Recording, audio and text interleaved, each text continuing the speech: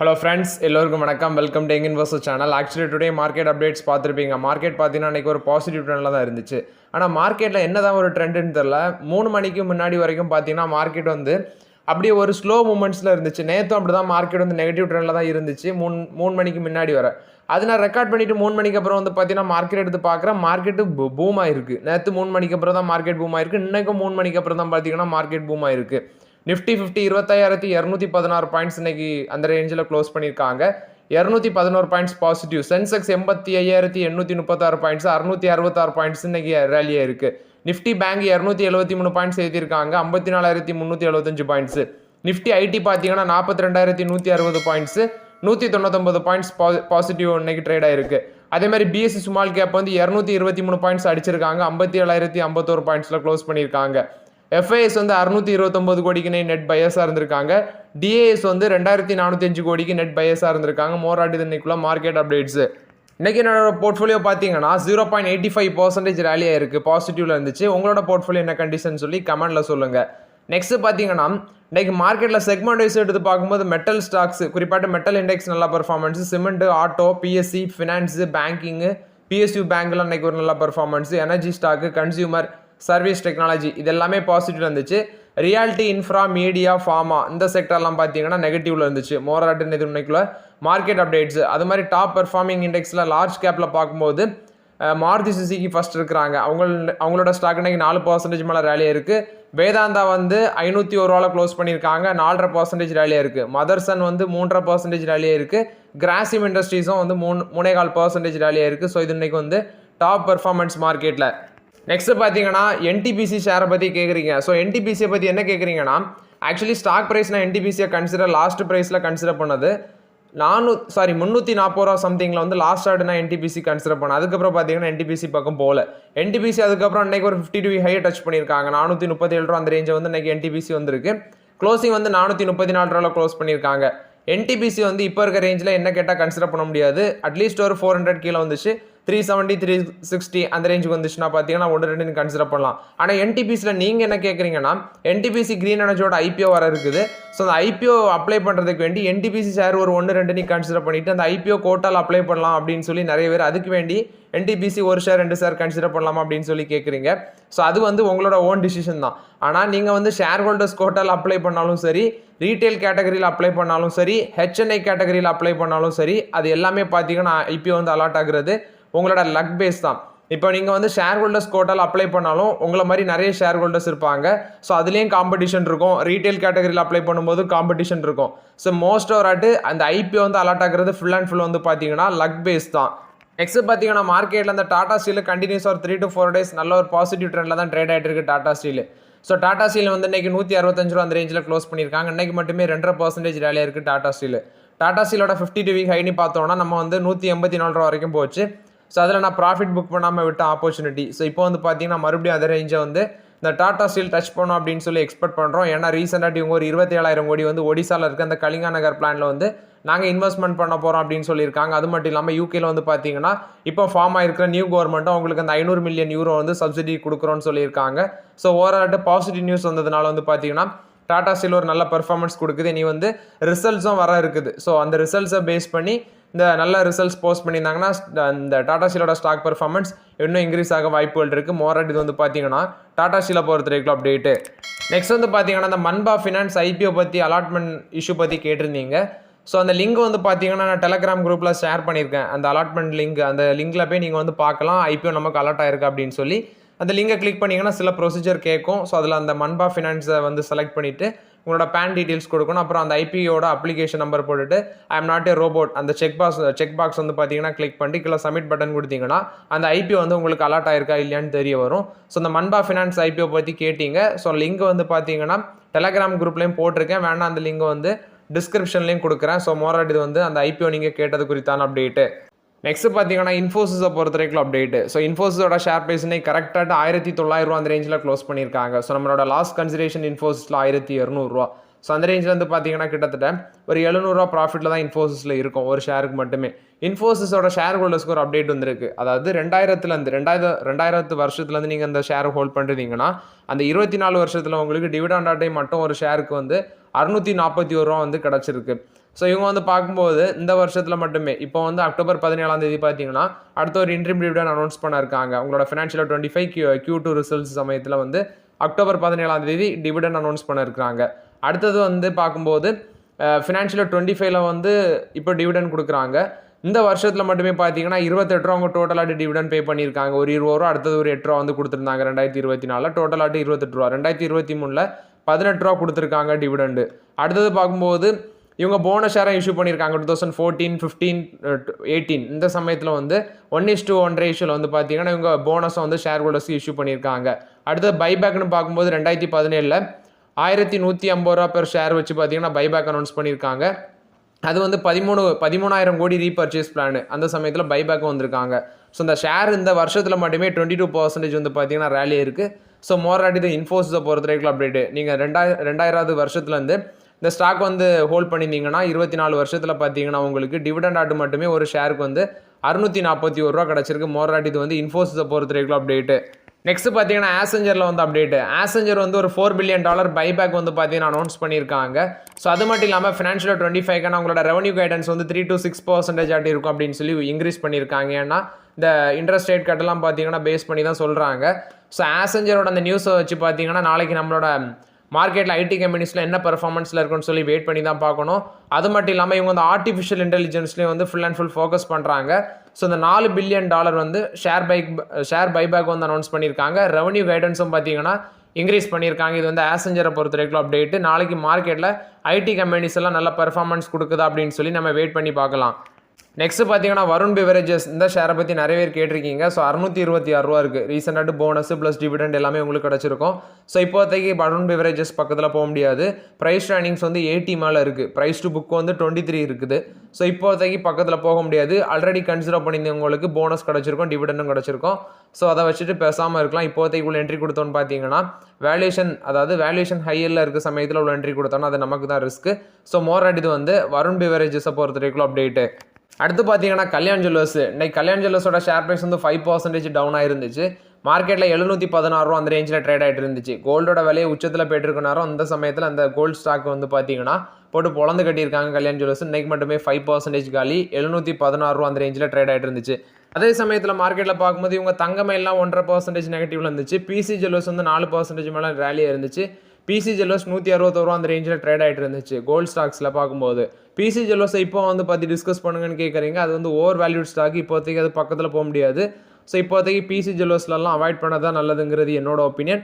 So இன்றைக்கி இந்த gold rate வந்து நல்லா ரேலியாக இருக்குது. ஆனால் கோல்டு ஸ்டாக்ஸ் எல்லாம் பார்த்தீங்கன்னா சில ஸ்டாக்ஸ் அடிச்சிருக்காங்க, சில ஸ்டாக்ஸ் வந்து பாசிட்டிவ் பெர்ஃபார்மன்ஸ் கொடுத்துருக்கு. மணப்புரம் ஃபினான்ஸ் இன்றைக்கி பாசிட்டிவ் ட்ரெண்டில் தான் ட்ரேட் ஆகிட்டு இருந்துச்சு.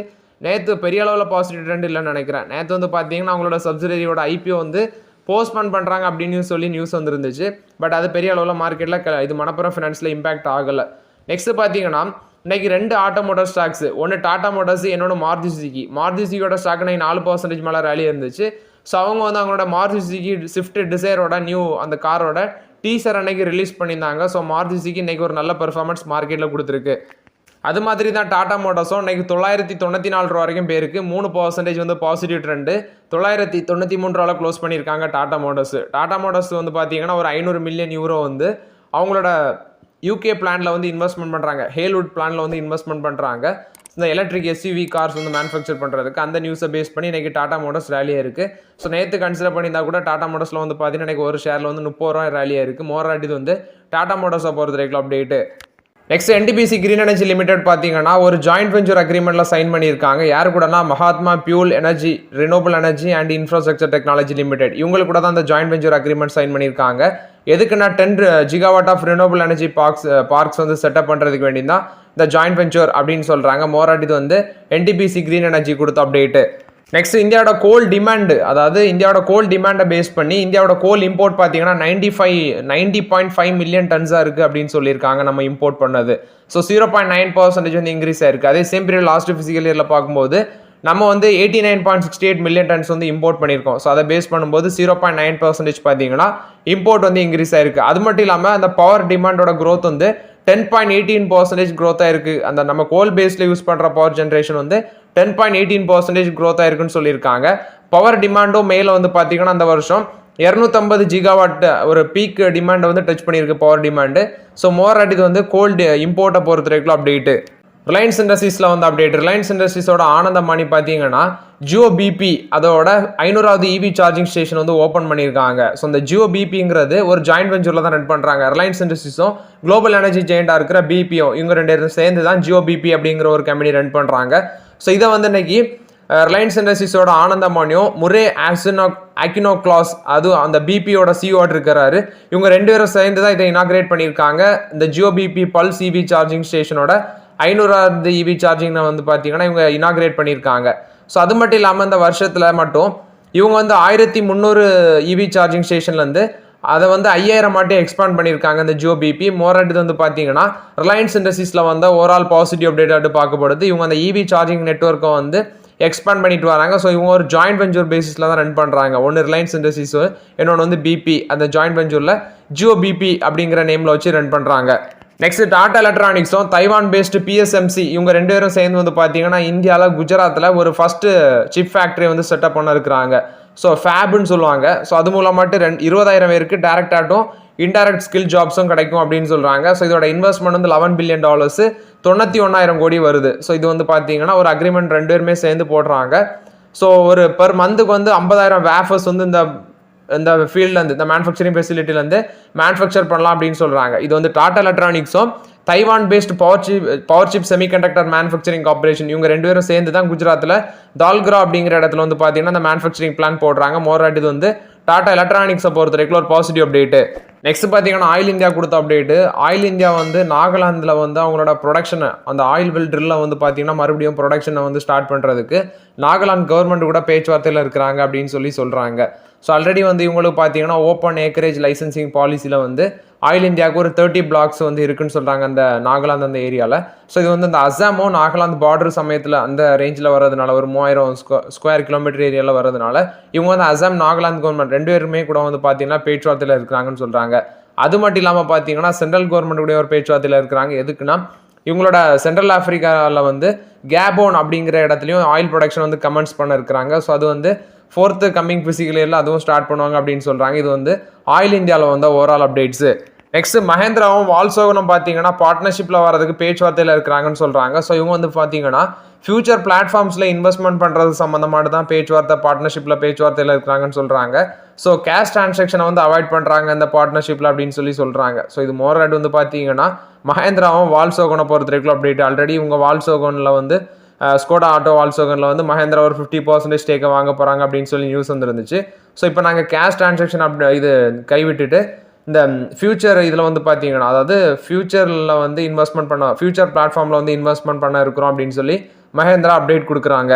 நெக்ஸ்ட் அதானி ரியாலிட்டியில் வந்து அப்டேட்டு. ஸோ அதானி ரியாலிட்டிங்கிறது பார்த்தீங்கன்னா அவங்களோட ரியல் எஸ்டேட் பிஸ்னஸ் செக்டரில் இருக்குது. ஸோ இவங்க வந்து ஒரு ரியல் எஸ்டேட் மேஜர் கம்பெனியாக இருக்கிற எம்ஆர் இந்தியாவில் வந்து ஸ்டேக் பிக் பண்ண பேச்சுவார்த்தையில் இருக்கிறாங்க அப்படின்னு இந்த அதானி ரியாலிட்டி கம்பெனி பார்த்தீங்கன்னா இப்போ அப்டேட் கொடுத்துருக்காங்க. நெக்ஸ்ட் பந்தன் லைஃப் வந்து பந்தன் பேங்க் கூட ஒரு பார்ட்னர்ஷிப்பில் வராங்க. எதுக்குன்னா இந்த அவங்களோட இன்சூரன்ஸ் பிஸ்னஸை வந்து பூஸ்ட் பண்ணுறதுக்கு வேண்டி தான் ஒரு 300 கோடி ப்ரீமியம் வந்து பார்த்தீங்கன்னா ஃபர்ஸ்ட் இயரில் வந்து டிஸ்ட்ரிபியூட் பண்ண எக்ஸ்பெக்ட் பண்ணுறாங்க இந்த பந்தன் லைஃப் இன்சூரன்ஸு. ஸோ மோராட் இது வந்து பார்த்தீங்கன்னா பந்தன் பேங்கையும் பொறுத்த வரைக்கும் ஒரு பாசிட்டிவ் அப்டேட் தான் பார்க்கப்படுது. இவங்க வந்து பிஸ்னஸ் எப்போ ஃபோக்கஸில் இருக்குன்னா இவங்க வந்து இந்த ஏஜ் ஓன் லைஃப் அப்படிங்கிற அந்த பிஸ்னஸ் வந்து அக்யூசிஷன் பண்ணுறாங்க இந்த பந்தன் லைஃப் இன்சூரன்ஸு. அதுக்கப்புறம் பார்த்தீங்கன்னா இப்போ பந்தன் பேங்க் கூட ஒரு ஸ்ட்ராட்டஜிக் பார்ட்னர்ஷிப்பில் வராங்க. ஸோ இவங்களுக்கு நெட்வொர்க்னு பார்க்கும்போது பந்தன் பேங்க்குக்கு ஒரு 1700 பிரான்ச்சஸ் இருக்குது. ஸோ இப்போ இவங்களோட இன்சூரன்ஸ் ப்ராடக்ட்டை இவங்களோட பேங்க் கஸ்டமர்ஸுக்கு வந்து டிஸ்ட்ரிபியூட் பண்ணுவாங்க. கிட்டத்தட்ட ஃபர்ஸ்ட் இயர்லேயே ஒரு 300 கோடி ப்ரீமியம் வரைக்கும் பார்த்தீங்கன்னா எதிர்பார்க்குறாங்க பந்தன் லைஃப் இன்சூரன்ஸ். மோராட் இது வந்து பந்தன் பேங்க் கொடுத்த அப்டேட்டு. நெக்ஸ்ட் பார்த்தீங்கன்னா அல்கம் லெபார்டரிஸ் கொடுத்த அப்டேட்டு. அல்கம் லெபார்டரிஸ் வந்து நோவட்டஸ் இந்தியா கூட டிஸ்கஷனில் இருக்கிறாங்க. ஸோ எதுக்குன்னா இவங்க அல்கம் லெபார்டரிஸ் வந்து நோவட்டஸ் இந்தியாவில் ஸ்டேக் வந்து அக்யூசிஷன் பண்ணுறதுக்கு வேண்டி தான். ஸோ இப்போ டீலோட வேல்யூ பார்க்கும்போது 2000 கோடி அந்த ரேஞ்சில் இருக்குன்னு சொல்கிறாங்க. ஸோ அந்த நெகோசியேஷன் பேச்சுவார்த்தையில் இருக்கிறாங்க அல்கம் லெபார்டரிஸ். இது அல்கம் லெபார்டரிஸை பொறுத்த வரைக்கும் அப்டேட்டு. நெக்ஸ்ட் இந்த கோல்டு லோன் மார்க்கெட் வந்து 15 லட்சம் கோடியை வந்து டச் பண்ணும் அப்படின்னு மார்ச் 2027 15 லட்சம் கோடியை டச் பண்ணணும்னு ஐக்ரா வந்து இப்போ ஒரு அப்டேட் கொடுக்குறாங்க. ஸோ இப்போ வந்து பார்த்தீங்கன்னா அது வந்து 10 லட்சம் கோடியை வந்து டச் பண்ணியிருக்கு இந்த ஃபினான்ஷியல் 25 அப்படின்னு சொல்கிறாங்க. ஸோ குறிப்பாட்டு கோல்டு லோனையும் பார்க்கும்போது கோல்டு ஜுவல்லரி ப்ளஸ் வந்து பார்த்தீங்கன்னா அக்ரிகல்ச்சர் லோன் எடுக்கிறதே நிறைய பேர் வந்து கோல்டை அடமானம் வச்சு பார்த்தீங்கன்னா லோன் எடுப்பாங்க. ஸோ அது இந்த ஃபினான்ஷியல் 25 வந்து 10 lakh crore வந்து அட்டைன் பண்ணியிருக்கு. ஸோ இது வந்து 17 to 19% வரைக்கும் இந்த கோல்டு லோன் வந்து எக்ஸ்பேண்ட் ஆயிருக்குன்னு சொல்கிறாங்க. மார்ச் 2017 அது வந்து 15 லட்சம் கோடியை வந்து டச் பண்ணணும்னு சொல்கிறாங்க. ஸோ இதில் வந்து பார்க்கும்போது யார் அதிக அளவில் லோன் கொடுத்துருக்காங்கன்னு பார்க்கும்போது இவங்க PSU பேங்க் தான் இருக்கிறாங்க. ஸோ அவங்க பார்த்தீங்கன்னா 63% வந்து லோன் கொடுத்துருக்காங்க அப் டு மார்ச் 2024 வரைக்கும் பார்க்கும்போது. அதே 2019 மார்ச்லேருந்து பார்க்கும்போது இந்த 5 இயர்ஸில் வந்து பார்த்தீங்கன்னா அது 54% வந்து ரேலியாக இருக்குது. ஸோ இந்த 63% மார்க்கெட் ஷேர் போக தான் இந்த பப்ளிக் செக்டார் பேங்க் வச்சிருக்க மார்க்கெட் ஷேர் போக தான் மிச்சம் இருக்கிற அந்த ப்ரைவேட் பேங்க்ஸு, நான் பேங்கிங் ஃபினான்ஷியல் கம்பெனிஸ் இவங்கெல்லாம் பார்த்தீங்கன்னா அந்த கோல்டு லோன்ஸ் வந்து கொடுக்குறாங்க. ஸோ அப்போது இந்த 37% மார்க்கெட் ஷேரில் தான் இந்த நான் பேங்கிங் ஃபினான்ஷியல் இருக்கிறாங்க, ப்ரைவேட் பேங்க்ஸ்லாம் இருக்கிறாங்க. ஸோ நெக்ஸ்ட்டு 3 to 4 இயர்ஸில் பார்த்தீங்கன்னா இந்த ட்ரெண்டை வந்து இந்த கோல்டு லோன் செக்மெண்ட்டில் இந்த PSU பேங்க் ஹோல்ட் பண்ணுறாங்களா, இல்லை வந்து இந்த NBFC கம்பெனிஸாக இருக்கிற மணப்புரம் ஃபினான்ஸு, முத்தூட் ஃபினான்ஸு இவங்கெல்லாம் பார்த்தீங்கன்னா மார்க்கெட்டை கேப்சர் பண்ணுவாங்களா என்னும் அப்படின்னு சொல்லி நம்ம வெயிட் பண்ணி தான் பார்க்கணும். ஸோ இந்த கோல்டு லோன்ஸ் வந்து அவங்க சொல்கிறது ஃபினான்ஷியல் 26 to 27 வந்து 14 to 15% வரைக்கும் CAGR growth இருக்கும் அப்படின்னு சொல்லி இவங்க ஐக்ரா அப்டேட் கொடுக்குறாங்க. ஸோ நம்ம வெயிட் பண்ணி தான் பார்க்கணும். இப்போ வந்து பார்த்தீங்கன்னா 10 லட்சம் கோடியாக இருக்கிறது இன்னும் 2-3 வருஷத்தில் வந்து அது வந்து 15 லட்சம் கோடியாட்டு இன்க்ரீஸ் ஆகும் அப்படின்னு சொல்லியிருக்காங்க ஐக்ரா. இது வந்து கோல்டு லோன் செக்மெண்ட்டை பொறுத்தவரைக்கும் அப்டேட்டு. ஸோ இப்போதைக்கு வந்து பார்த்தீங்கன்னா நம்ம வந்து ப்ரைவேட் பேங்க்ஸ் நிறைய இது கன்சிடர் பண்ணியிருக்கோம். அதே சமயத்தில் இந்த மணப்புரம் ஃபினான்ஸ் 200 சம்திங்கில் தான் இருக்குன்னு நினைக்கிறேன், 205 ரூபா அந்த ரேஞ்சில் தான் இருக்கும். ஸோ அது வந்து பார்த்தீங்கன்னா ஆப்பர்ச்சுனிட்டி கிடைக்கும் போது கன்சிடர் பண்ணிக்கலாம். இப்போதைக்கு முத்தூட் ஃபினான்ஸில் வாய்ப்புகள் இல்லை. லாஸ்ட் ஆட்டு கன்சிடர் பண்ண 1300 அந்த ரேஞ்சிலேருந்து வந்து அது 2000 ரூபா அந்த ரேஞ்சை தாண்டி போயிடுச்சு. ஸோ இப்போதைக்கு மணப்புரம் ஃபினான்ஸில் தான் ஆப்பர்ச்சுனிட்டி இருக்குது. வாய்ப்பு கிடைக்கும் போதெல்லாம் பார்த்தீங்கன்னா 1-2 அப்படின்னு சொல்லி கன்சிடர் பண்ணிக்கலாம். மோராட் இது வந்து கோல்டு லோன் செக்மெண்ட்டை பொறுத்தவரைக்கும் அப்டேட்டு. நெக்ஸ்ட் ஐக்ரா வந்து இன்னொரு அப்டேட்டும் கொடுத்துருக்காங்க. இந்த இது பெட்ரோல் அண்ட் டீசல் ப்ரைஸ் வந்து 2 ரூபாலேருந்து 3 ரூபா வரைக்கும் கட் பண்ண வாய்ப்புகள் இருக்குது அப்படின்னு சொல்லியிருக்காங்க இந்த ஆயில் மார்க்கெட்டிங் கம்பெனிஸு. ஸோ இது வந்து ஐக்ரா தான் இந்த அப்டேட் கொடுக்குறாங்க. நம்ம வந்து இப்போ இம்போர்ட் பண்ணுற அந்த க்ரூடோட ப்ரைஸ் வந்து பார்த்தீங்கன்னா $74 per பேரலாக இருக்குது. ஸோ இது வந்து குறைக்கிறாங்களா அப்படின்னு சொல்லி நம்ம வெயிட் பண்ணி தான் பார்க்கணும். பெட்ரோல் டீசல் வந்து 2 ரூபாலேருந்து 3 ரூபா வரைக்கும் குறைக்க வாய்ப்புகள் இருக்குன்னு சொல்லி ஐக்ரா ரிப்போர்ட் கொடுக்குறாங்க. நெக்ஸ்ட் பார்த்தீங்கன்னா ரயில் விகாஸ் நிகர் லிமிடெட் இவங்க ஒரு மெமரம் ஆஃப் அண்டர்ஸ்டாண்டிங் சைன் பண்ணியிருக்காங்க இன்ஜினியர்ஸ் இந்தியா கூட. எதுக்குன்னு பார்த்தீங்கன்னா அந்த இன்ஃப்ராஸ்ட்ரக்சர் ப்ராஜெக்ட்ஸ் வந்து குளோபல் லெவலில் வந்து இவங்க ஆப்பர்ச்சுனிட்டிஸ் எக்ஸ்பெக்ட் பண்ணுறாங்க. ஸோ அதை பேஸ் பண்ணி தான் ஆர்விஎன்எல் வந்து இந்த இன்ஜினியர்ஸ் இந்தியா கூட ஒரு மெமரம் ஆஃப் அண்டர்ஸ்டாண்டிங் சைன் பண்ணியிருக்காங்க. அது மட்டும் இல்லாமல் இன்னைக்கு இந்த ஆர்விஎன்எல்லுக்கு வந்து பார்த்தீங்கன்னா இந்த நாக்பூர் மெட்ரோ ஃபேஸ் 2 ப்ராஜெக்ட்டில் வந்து இவங்களுக்கு ஒரு ஆர்டர் கிடச்சிருந்து 800 கோடிக்கு மேலே. ஸோ மோரட் இது வந்து ஆர்விஎன்எல்லை பொறுத்தவரைக்கும் ஒரு பாசிட்டிவ் அப்டேட்டு. நெக்ஸ்ட் ஸ்டெல்லண்டிஸ் வந்து பார்த்தீங்கன்னா அந்த நான் முதல்வன் ஸ்கீம் சம்மந்தமாட்டு ஒரு கொலாபரேஷனில் வராங்க தமிழ்நாடு கூட. எதுக்குன்னா ஸ்டூடெண்ட்ஸுக்கு வந்து இந்த அட்வான்ஸ் ஸ்கில் டெவலப்மெண்ட் ப்ரொவைட் பண்ணுறதுக்கு வேண்டி தான் இது வந்து ஸ்டெல்லாண்டிஸ் கொடுத்த update. So okay friends, actually இந்த வீடியோவில் சில இம்பார்ட்டன்ட் அப்டேட்ஸ் எல்லாமே டிஸ்கஸ் பண்ணோம். இந்த வீடியோ உங்களுக்கு பயனுள்ளதாக இருக்கும்னு நினைக்கிறேன். பயனுள்ளதாக இருந்துச்சுன்னா லைக் பண்ணுங்கள், சப்ஸ்கிரைப் பண்ணுங்கள், கமெண்ட் பண்ணுங்கள். Okay friends, thank you.